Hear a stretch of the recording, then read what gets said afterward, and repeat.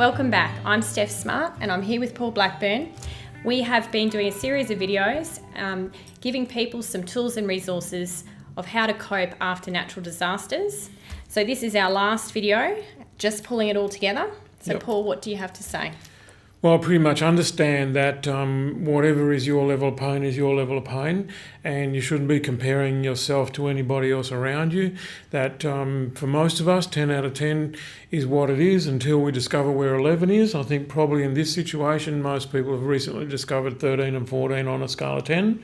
And so you kind of need to be gentle with yourself and understand you cannot just work like a slave and get your way through this. You're going to have to take care of yourself. You're the only resource that you've got.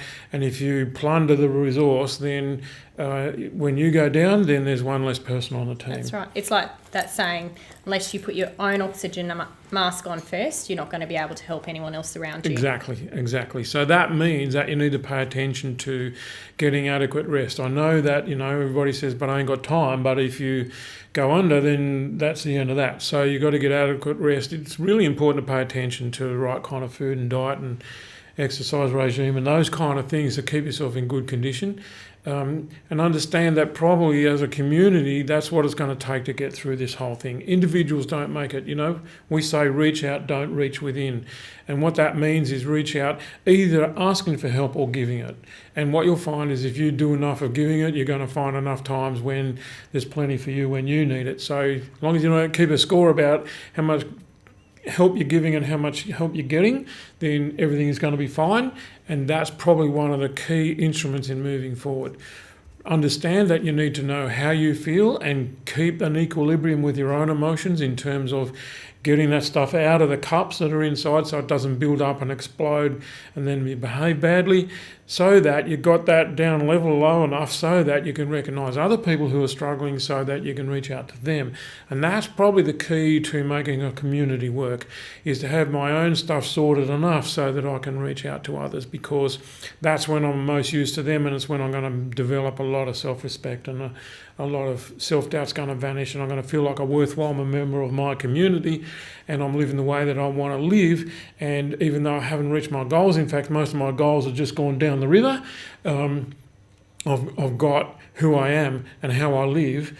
I've hung on to that. And for most of us, we call that our dignity. So understand that what's important is that we don't suffer on our own, that we seek connection, first of all, within your family, with the people that you're closest to. That means step it up when it comes to contacting your mates. Pull that phone out of your pocket when there's no reason to ring and say, I'm ringing because there's no reason, and get on with that sort of stuff. And remember that the healing is in the feeling. It's when the healing is in the expression of the feeling. Look after your kids and make sure that they understand where you're at and what you're going through, so that they can put labels on that and say, okay, so now I understand what mum or dad's going through. And when the time is right, put a plan together for moving forward. Yep, and be kind. If you can be kind, especially to yourself. I don't think most people watching these videos have a problem being kind to other people.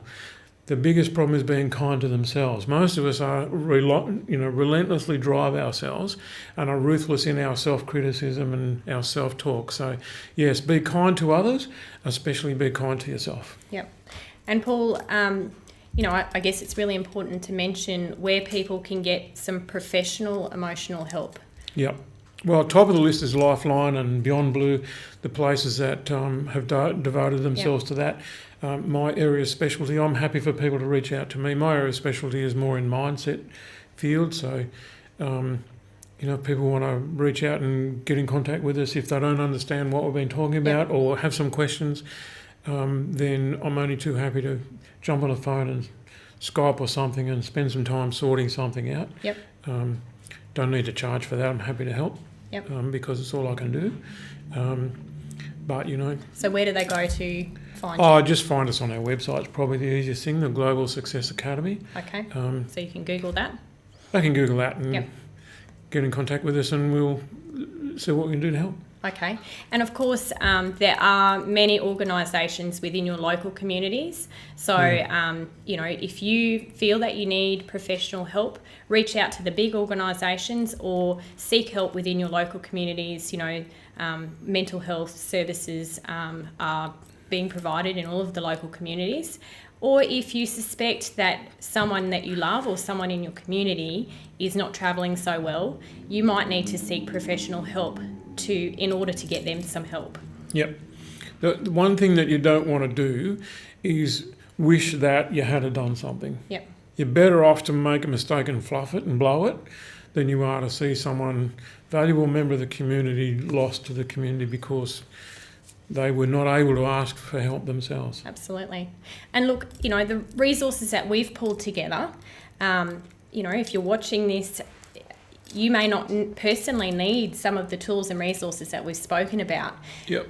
But you just never know. Down the track, you may need to draw on these tools and resources to help a loved one or someone in your community. And really the reality is that you could potentially save a life. Yeah, it's a funny thing. It is actually likely that if you're watching these videos, you're not the subject. Yep. Because the people who are travelling well are the ones who are looking for it. When I worked at the Institute of Sport, that was a bunch of athletes who knew that they were possibly world class. They were working on doing better than very good. And so it's likely that people watching this video are handling the situation well, and they know people who need to hear this stuff, who are not inclined to or haven't looked for it yet or whatever it is, and maybe passing this stuff on could be the best thing you could do for them. Yep. Okay, so please reach out, don't reach within. Thank you, Paul. Really appreciate the time that you've put aside to do this for your fellow Australians. And our hope is that this will help you help each other with whatever you're facing right now. Thank you.